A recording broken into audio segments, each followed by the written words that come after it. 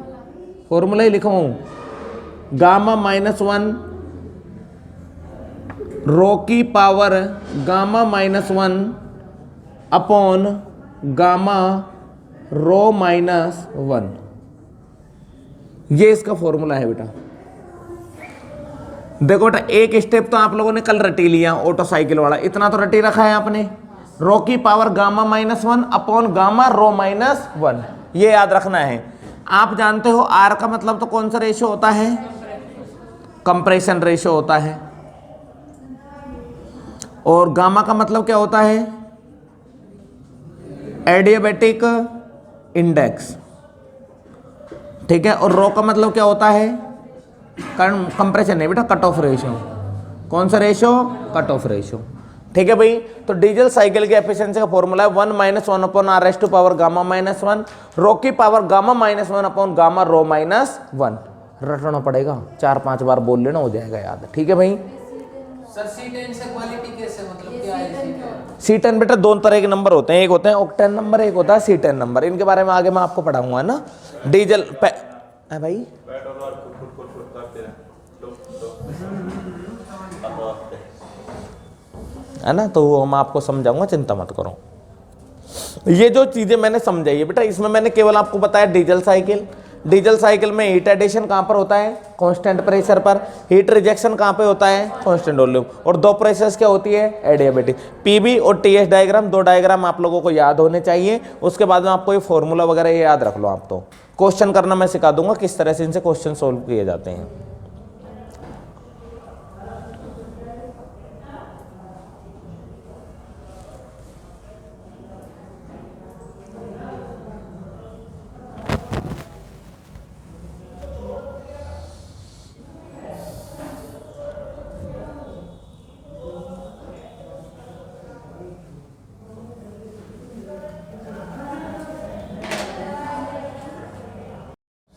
देखो बेटा, आर का मतलब होता है कंप्रेशन रेशो, है ना। आर का मतलब कंप्रेशन रेशो होता है कि कंप्रेशन स्ट्रोक जो है वो यहां से लेके यहां तक चला था, ऐसे ही तो चला था, है ना। तो ये हो गया आपका ऐसे, ये वाला, ठीक है। तो यहां से यहां तक का जो पूरा का पूरा जो ये था ना बेटा सिस्टम, ये वाला, तो इसको बोलते हैं अपन लोग, इसको बोलते हैं बेटा, यहां से यहां तक गैस कंप्रेस हुई है, इसको बोलते हैं कंप्रेशन स्ट्रोक। और कंप्रेशन स्ट्रोक में जो रेशो आता है उस रेशो को नाम दिया जाता है कंप्रेशन रेशो। ये है कंप्रेशन रेशो, ठीक है भाई। गैस कहां से कहां तक कंप्रेस हुई, 1 से लेके कहां तक, 2 तक, इसलिए अगर V1 अपॉन में V2। कट ऑफ क्या होता है बेटा, कट ऑफ का मतलब जहां पर फ्यूल छोड़ा जाता है, फ्यूल दिया जाता है, तो यहाँ पर फ्यूल देंगे कांस्टेंट प्रेशर पर, तो यहाँ पर कट ऑफ किया अपन ने V3 से कहाँ पर, V2 पर। समझ गया? बस इतना सा खेल है इसमें। अब बेटा यहाँ से आपको क्वेश्चनों को घुमाएगा एग्जामिनर ना। अब जैसे मैं आपसे कहूँ कि किसी भी जो साइकिल है, कोई भी इंजन है, इंजन की एफिशिएंसी जो है वो किस पे डिपेंड करती है? एफिशिएंसी किस किस बात पर डिपेंड करती है? फ्यूल पर और टेम्परेचर पे और, चलो 3 ऑप्शन देता हूं मैं आपको, हीट एडिशन, हीट रिजेक्शन और वर्क डन। किस पे डिपेंड करती है? हीट एडिशन पे। क्या वर्क डन पर डिपेंड नहीं करती? जितना ज़्यादा वर्क डन दोगे एफिशिएंसी उतनी ज़्यादा रहेगी, नहीं रहेगी? रहेगी।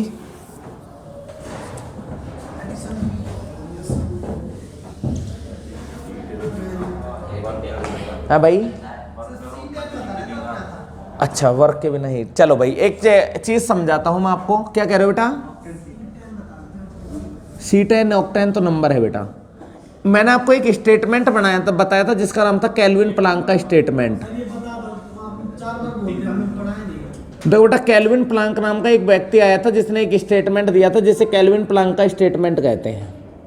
न्यूटन के सेकंड लॉ ऑफ थर्मोडायनेमिक्स के अंदर ये चीज आती है। इसे ऊपर वाला जो हिस्सा होता है इसे बोलते हैं सोर्स। सोर्स से निकलता है बेटा हीट।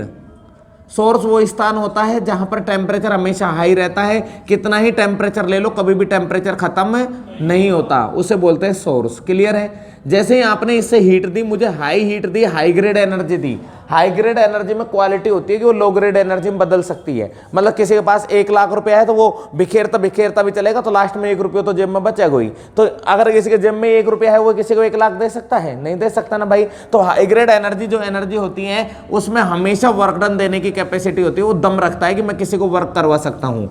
इसके बाद में एक एनर्जी आती है बेटा ऐसे नीचे, QL, और इस एनर्जी को नाम दिया जाता है लो ग्रेड एनर्जी। कौन सी? Low grade energy. तो बेटा 2 तरह की एनर्जी हो गई, एक तो लो ग्रेड और दूसरी कौन सी? यहाँ पे हमेशा टेम्परेचर लो रहता है, इतना लो रहता है कि कितना भी टेम्परेचर दे दो कभी इसका टेम्परेचर बढ़ेगा ही नहीं। समझ गए? सोर्स का टेम्परेचर हमेशा हाई रहता है, कितनी एनर्जी ले लो हमेशा हाई रहेगा।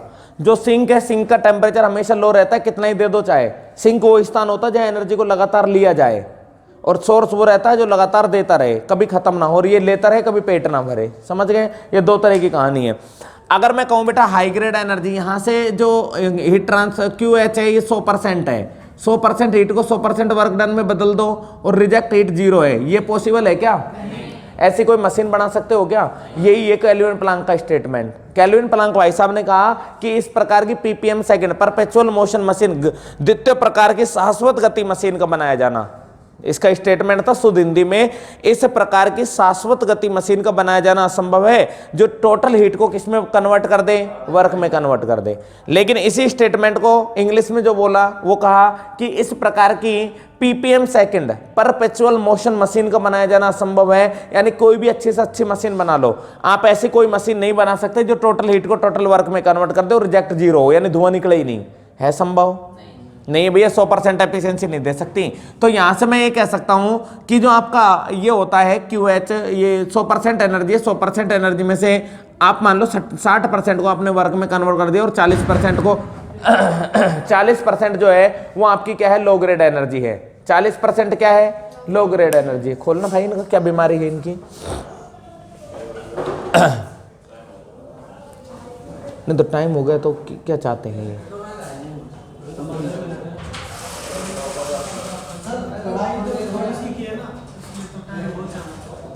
है भाई? अरे यार प्रसाद बाद में खिला देता भाई। ला दे, सबको देगा, मुझको देगा, सबको देगा ना जब तो दे दे ना, ऐसे नहीं।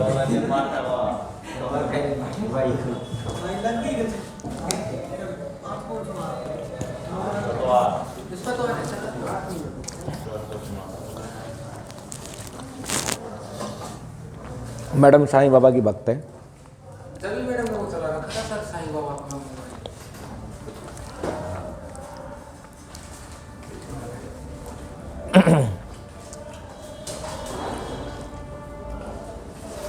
चलो हम भी चाहते हैं साईं बाबा को मानते रहो। अगली बार पूरा लड्डू आएगा।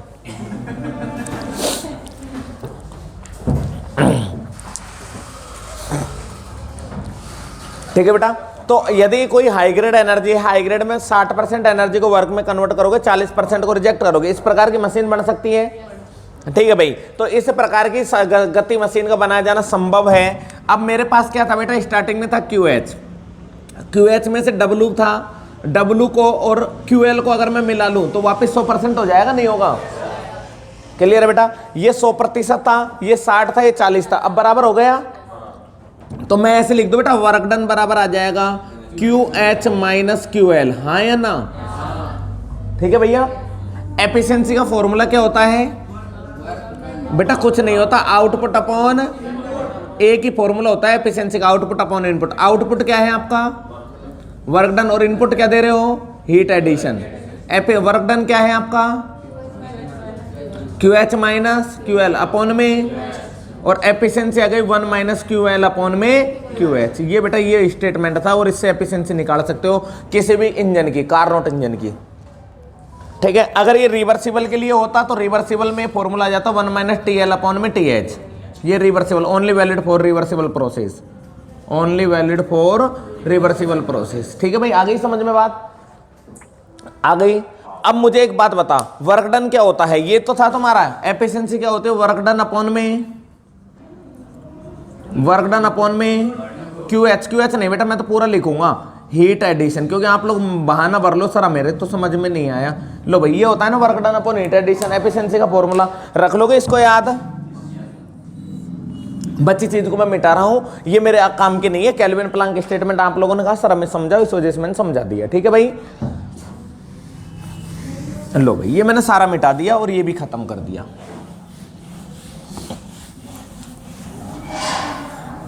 अब क्वेश्चन आता है एक बेटा, क्वेश्चन सुन लो। यदि डीजल साइकिल में वर्क डन को इंक्रीज किया जाए तो एफिशिएंसी पर क्या प्रभाव पड़ता है? बढ़ेगी घटेगी? पक्का? चलो, समानुपाती है। अच्छा अच्छा अच्छा, चलो भाई, तो लिखो बेटा, नोट लगा के लिखो, नोट लगा के लिखो। यदि डीजल इंजन में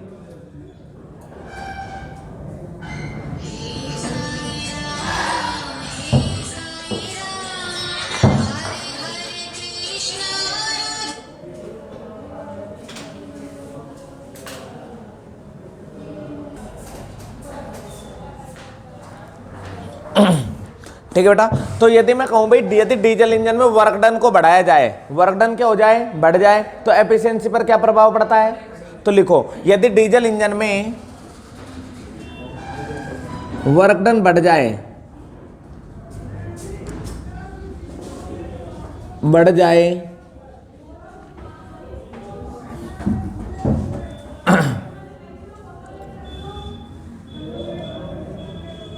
तो एफिशिएंसी भी बढ़ जाती है। समझ गए बेटा समझ इसी बात को?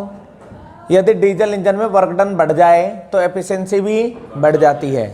इस बात को लिख लेना बेटा साइड में। आप कितने इंटेलिजेंट हो आपको पता है ना, भूलने में देर नहीं लगाते आप लोग। बेटा पीवी डायग्राम के अंदर का जो कंप्लीट एरिया होता है वो किसको रिप्रेजेंट करता है? Area under the PV diagram are represented the work done. क्यों?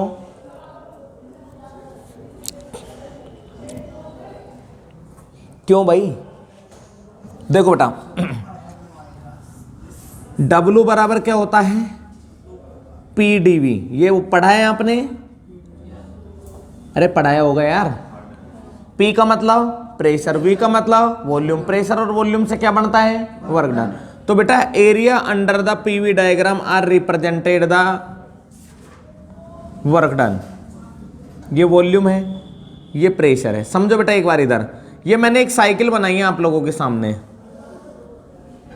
अब मैं आपको एक क्वेश्चन करना सिखाऊंगा बेटा यहां से, है ना?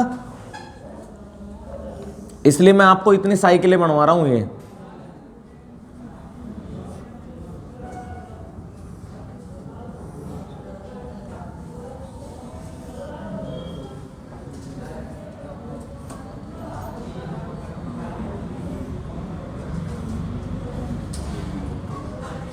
बताओ बेटा ये कौन सी साइकिल है? पेट्रोल साइकिल कब से आ गई रे? सारे के सारे ऐसे ताल में बोलते हैं पेट्रोल साइकिल। कौन सी है? Auto cycle. बेटा ऑटो साइकिल के अंदर का जो पूरा का पूरा जो साइकिल ये है, ये किसको रिप्रेजेंट कर रहा है? वर्क डन को। किसको रिप्रेजेंट कर रहा है? वर्क डन को। यानी area under the PV diagram किसको रिप्रेजेंट करता है? वर्क डन को। ये किसको रिप्रेजेंट कर रहा है? वर्क डन को। ये किसको रिप्रेजेंट कर रहा है? ये कौन सी साइकिल है और ये कौन सी साइकिल है? ड्यूअल साइकिल है। समझ गए सभी? चलो अब मैं आपको एक क्वेश्चन की बात करता हूं। यदि लिखो मतलब बेटा कुछ भी, एक बार देखते रहो। यदि कंप्रेशन रेशो व हीट एडिशन को कांस्टेंट रखा जाए, ये सेम रखा जाए,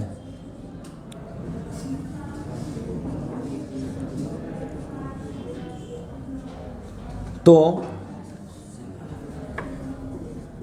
ऑटो, डीजल व ड्यूल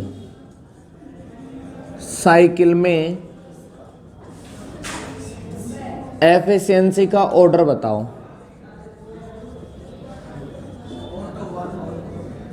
भाई बताओ।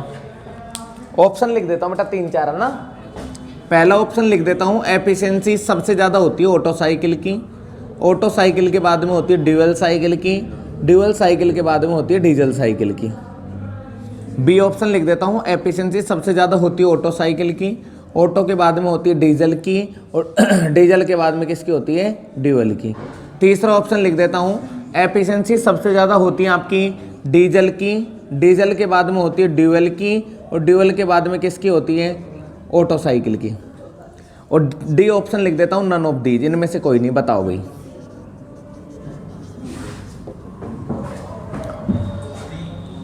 हाँ भाई बी।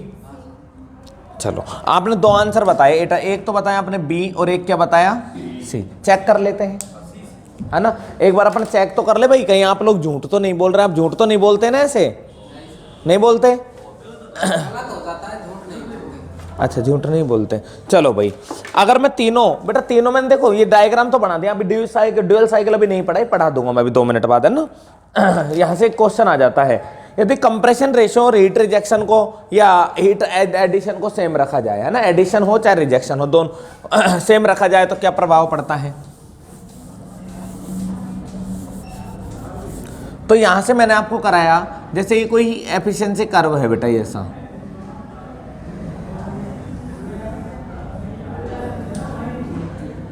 ये आपको मैंने बताया प्रेशर है वॉल्यूम, और ये कौन सा है? प्रेशर का। ठीक है बेटा। पहले मैं ये कर्व, ये डायग्राम बना रहा हूं बेटा। कौन सी साइकिल का बनाऊं पहले? ये बताओ कौन सी का बना दिया मैंने? ड्यूअल साइकिल का बना दिया भाई। कौन सी का बना दिया? ड्यूअल साइकिल का बना दिया। 1 2 3 4 5 ये है भाई। बेटा इसमें 5 है बेटा, ये ड्यूअल साइकिल है ना, इसमें डबल प्रोसेस होती है ना। ठीक है, समझाता हूं इसको कैसे आता है। भी मैंने आपको पढ़ाया नहीं थोड़ा सा, इस वजह से वो हो रहा है।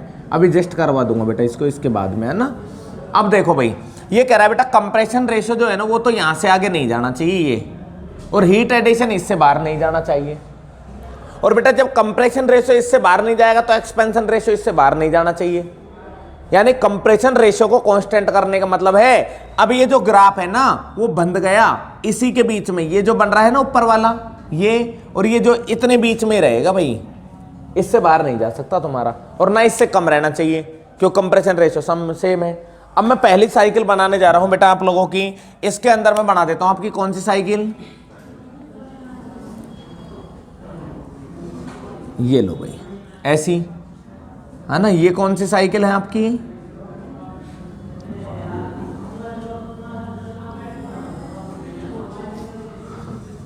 सही है। कौन सी साइकिल है? ऑटो साइकिल है बेटा। कौन सी साइकिल है? ऑटो साइकिल है। ठीक है, तो ये ऑटो साइकिल बनाई मैंने आपकी। अब मुझे एक चीज समझाओ बेटा आप लोग पहले, तो ये मैंने आपकी पहले, चलो आपको ऑटो साइकिल से ही समझाना शुरू कर देता हूं। ये 1 2 3 4 ये 4 प्रोसेस है आपकी, है ना। ये कौन सी साइकिल है आपकी? ऑटो साइकिल, ठीक है। तो अभी तक एफिशिएंसी सबसे ज्यादा किसकी है बेटा? ऑटो की है। क्या कह रहा है बेटा? नहीं, उससे पहले क्या कह रहा था? क्या है? टम्पू की, हाँ टम्पू। अब इसके बाद में देखो बेटा, आपने पहले ये पढ़ी ऑटो के बाद में कौन सी पढ़ाई मैंने आपको? डीजल। तो डीजल साइकिल में कांस्टेंट प्रेशर पर हीट एडिशन होता है, और ये आपका ये रिजेक्शन हो गया और ये आ गई, समझ गए। ये ऊपर वाला जो था बेटा ये तो कौन सा था? ऑटो। और ये वाला कौन सा है? डीजल। अब बेटा जो पीवी डायग्राम जिसका जितना कम होगा, जितना एरिया कम आएगा, प्रेशर वॉल्यूम डायग्राम के अंदर जितना एरिया कम आएगा, वर्क डन उतना ही क्या आएगा? कम आएगा। तो ऑटो साइकिल से कम किसका है एफिशिएंसी? डीजल की। किसकी कम है बेटा? डीजल की। समझ गए? आई बात समझ में? चलो तीसरी साइकिल पे पहुंचते हैं। अब अगली जो साइकिल है वो अपनी चल रही है, ये आगी, और ये अपना कांस्टेंट क्या आया? प्रेशर। और कांस्टेंट प्रेशर के बाद में कांस्टेंट वॉल्यूम, और ये इस तरह की साइकिल बना दी मैंने। ये वाली साइकिल कौन सी हुई बेटा तुम्हारी? Dual cycle. अब एक चीज देखो बेटा, सबसे बड़ा ग्राफ किसका बन रहा? ऑटो का। ऑटो के बाद में किसका बना? ड्यूअल का। और ड्यूअल के बाद में किसका बना? डीजल का। तो बेटा जिसका ग्राफ जितना ज्यादा बड़ा होता है एरिया उतना ही ज्यादा, और जिसका एरिया जितना ज्यादा होता है वर्क डन उतना ही, एफिशिएंसी उतनी ही ज्यादा। तो सबसे ज्यादा एफिशिएंसी किसकी? ऑटो की। ऑटो के बाद में ड्यूअल के बाद में डीजल। कौन सा सही है? तुम्हारा तो दोनों तुक्के ही गलत गए भाई।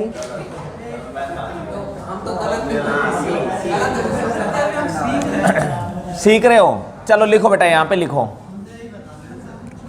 बेटा, पीवी डायग्राम के अंदर ना, पहले ही लिखो बेटा, पीवी डायग्राम के अंदर का, ये थोड़ी बनाया आपने, तो लिखो पीवी डायग्राम के अंदर का कंप्लीट एरिया, पीवी डायग्राम के अंदर का कंप्लीट एरिया वर्क डन को दर्शाता है। पीवी डायग्राम के अंदर का कंप्लीट एरिया वर्क डन को दर्शाता है। ठीक है बेटा, किसको दर्शाता है? वर्क डन को दर्शाता है।